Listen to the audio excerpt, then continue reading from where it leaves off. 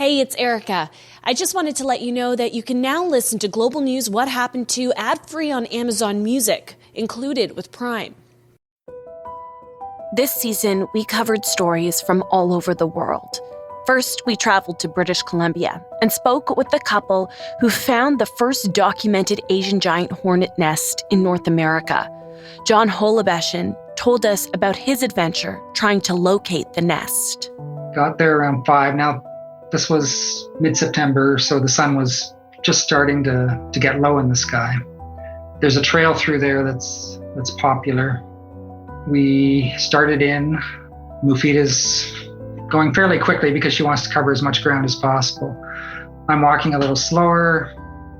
In the back of my mind, I'm thinking, this is a good time to spot them if we're going to spot them, because the sun being low in the sky catches things a little differently, kind of like when you see dust particles in a room when the sun's filtering through. And sure enough, we were there for 5 minutes. I saw something fly overhead. I stopped, I waited, and then I saw a couple more. I was pretty sure these were the Asian giant hornets. And as he waited for his wife, Mufita, he felt a painful, fiery, stinging sensation that quickly overwhelmed him. Progressed into feeling like I was hit by a 2x4 suddenly. Looked down, there's one 6 inches from my face, on my chest, stinging me. I'm journalist Erica Vella, and this season on Global News What Happened To, we brought you incredible stories and spoke to the people at the heart of each one to find out what has happened since the news cycle turned and cameras walked away. Like in the case of the devastating fire that nearly destroyed one of the most iconic cathedrals on Earth in 2019. A large crowd in Paris watched in horror as smoke billowed from the historic site and red-hot flames shot out of the cathedral's roof. And then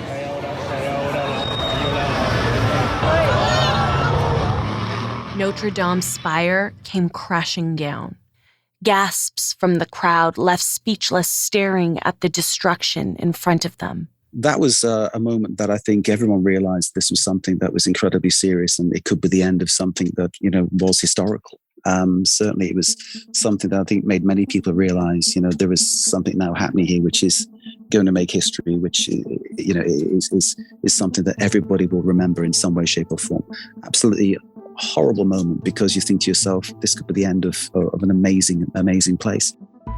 In 2021, there was a vote to rebuild Notre Dame to its prior state. Michel Picot, who started the charity Friends of Notre Dame de Paris and led the restoration of the cathedral, says this includes rebuilding a spire identical to the one designed in the 19th century, which collapsed back in 2019. So, for instance, to build a timber framework of the roof, to have a lead covering also of the roof, and to rebuild the spire as it was built by Viollet-le-Duc with its timber framework as well and its lead covering. So, which means that if you remember the cathedral before the fire, so there was a unique, I would say, uniqueness of this roof of the cathedral, which we call the forest, because the roof actually was made of a structure, of a framework made of about 2,000 oak trees. And so this framework will be rebuilt as it was before the fire. This framework, by the way, was partly a framework from the Middle Ages. So part of the forest was really from the Middle Ages. While the target date to reopen the cathedral is 2024, Michel says the work will be far from over. We know already that, for instance, the restoration of the external part of the choir and of those flying buttresses I mentioned in the beginning will not be done in 2024. So this will be done afterwards. And so most probably the full restoration will last until the end of the decade and perhaps even more. And we are currently raising the funds for the next reconstruction phase, as I said, which will allow us to reopen the cathedral at the end of 2024. But we know already that these pledges, as I said, of 800 million will not be enough to fully restore the cathedral beyond 2024. So this is what we are working on, not only to transform the pledges in real funding, I would say, in cash funding, but also to ensure that we will be able, beyond 2024, to fully restore the cathedral, and afterwards also to maintain the cathedral, because the main problem we had when we began this project is that the funds dedicated to the maintenance of the cathedral since the last restoration of the 19th century were evidently far from enough to do it properly, hence the situation we are in right now. I think this is important because this is part of Notre Dame Cathedral is part of our heritage, if you will. So I think people were absolutely shocked to see this cathedral in flames and burning, and so because this is part of our, I would say, world heritage, not only for Parisian people, but for people from all over the world. We then traveled to West Africa, where we heard about communities devastated by the worst Ebola outbreak in history, and Dr. Kent Brantley's experience fighting the virus on the front line. For weeks, he watched patients succumb to the virus and witnessed the ripple effect it had on the community he was there to help. So it was physically exhausting. It was also emotionally very hard because we were seeing so many patients die, and that really weighs on your mind and on your heart. You know, these are people's mothers and fathers and brothers and sisters and aunts and uncles, and they could be my mother or father or brother or sister. And then you put on top of that the mental stress of knowing that you're dealing with a seemingly universally fatal disease, and you're having to do things that were not a part of my normal job as a doctor, to prepare dead bodies, put them in the body bags. Like, that was not a task I normally did in the hospital. But in the Ebola treatment unit, we all had to work together to do those things. So it was incredibly challenging. Ebola devastated communities in West Africa. The WHO estimates over 28,000 people were sick with the disease and more than 11,000 died. But Dr. Robert Fowler, a Toronto critical care physician who has worked with the WHO, says outbreaks were contained in part because of an experimental antibody treatment created in Canada, which hoped to prevent the high mortality rates seen early on. It was tested in West Africa and proved to be successful. And the trial that was done in West Africa was done in very small numbers near the later stages of the outbreak.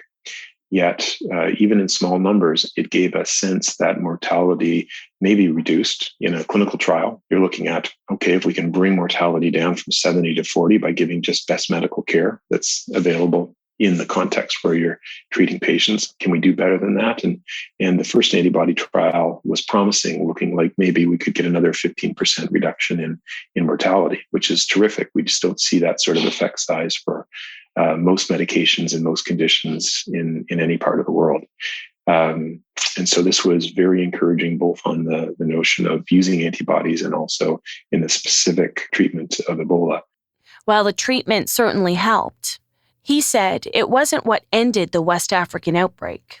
The thing that stops these outbreaks are virtually never the treatments. They're always sort of grounded in public health interventions. And I would say throughout West Africa, as an outsider's sort of, look at the arc of that outbreak, when the population and when public health was able to start to make inroads on the notion of this is a viral infection that's spread person to person, we can stop the transmission by recognizing when someone's sick that we need to break that transmission chain through sanitation, hand washing, keeping people both safe and isolated from those that are sick, promoting people going to hospital where you could both treat them, but also, take them out of an environment where they may infect other people. All of those public health maneuvers, getting the population sort of behind a strategy in the community is the thing that ends these outbreaks.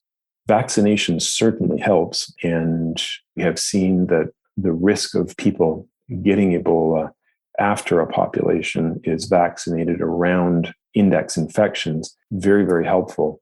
But vaccine was introduced relatively late into the West African outbreak and had some effect for sure. But I would say the vast majority of the reason that outbreak stopped was because the population, was able to stop Ebola getting behind public health measures. And this season, we dug deeper and brought you stories that looked at viral moments and the people behind them. People like Ted Williams, the man with the golden voice. He spoke candidly about his experience with addiction and the aftermath of the video that launched him into stardom. Hey, I'm going to make you work for your dollar. Say something with that great radio voice. When you're listening to nothing but the best of oldies, you're listening to Magic 98.9. And I knew nothing about viral. I didn't even have an internet phone. I thought that viral would have meant that a virus was installed or a virus did this or did that. I was no way I was going to admit or fess up to nothing on the internet because I don't have ways and means to put it on there. So when he initially did the video, I lied, of course. It was very public that I lied. I said I had 2 years clean and I looked like a hot mess. Yeah, I thought maybe it was a job possibility. I figured if he had a camera, he's got a microphone. Maybe he'll take it home, look at it, and see if I'm worthy of hiring. That was it. I hadn't heard no more from him until that day. January 4th, 2011, I find out through one of our local radio stations, the Morning Zoo, and find out that there was a viral video. I'm the first viral video of the internet age, or I'm an internet sensation, or any of that. And Ted wasn't the only incredible viral story we revisited. We also spoke to Jason Russell and the campaign that aimed to shed light on Joseph Kony and the Lord's Resistance Army. The intention of Kony 2012 was to not just bring to light this conflict and make Kony a household name, but it was to make sure that the U.S. troops and that any pressure from any government, including the International Criminal Court, stays on and keeps hyper-focused. I think I like to think about it as Kony 2012 took about 6 months to create, but it was like 10 years in the making. It was like everything we had learned about activism, about putting things online, about what gets people motivated. And we put all of our tricks and tips into this movie. And I remember seeing the posters on a bus stop and thinking somebody got out of their home, printed these posters themselves, and put them on this bus stop in my hometown. Like, that was so surreal because it had been released maybe 24, 36 hours. And here's a physical manifestation of what we asked people to do. And then it kind of just snowballed from there. I think, I left Gavin's, preschool meeting in order to go outside and take a call with the Weinstein Company, who wanted to buy the film and have it win an Oscar. And then it just kept going from there. It was one person after the other who wanted to talk to us, who wanted to get the story out. There were clothing stores that wanted to put the t-shirts in their stores. We had no idea how many action kits we were going to sell. We eventually purchased every red blank t-shirt in North America. You couldn't find a red blank t-shirt because we had to fulfill all of these orders. And so it was really just a lot. I think the third day I was in LA doing many, many interviews back to back from one show to the next. And then I got on a red eye, got off the plane, stepped into the car and was on the Today Show. And then, People Magazine, New York Times. It was just so overwhelming to feel that kind of energy. And in my mind, I didn't really see a backlash coming because, for the most part, it was like, well, this is a good thing. We're stopping violence, right? And we're doing it in a creative way and we're getting as many people involved.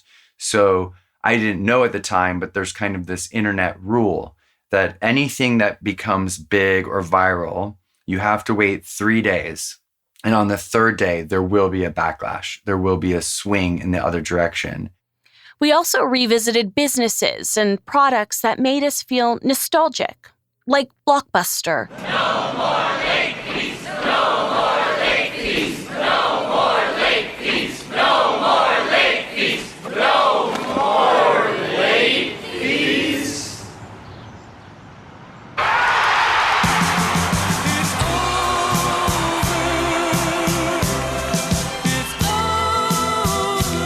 Someday, you'll remember where you were when you first heard that there are no more late fees at Blockbuster. If you need an extra day or two... And Crystal Pepsi. Pepsi is hoping for a clear advantage in the cola wars. In an industry with $48 billion a year in sales on the line, the beverages may be soft, but the competition is rock hard. So it's no small gamble Pepsi Cola takes today, unveiling in test markets the newest weapon in the cola wars, Crystal Pepsi. Season 2 was packed with people, places, and things that dominated headlines.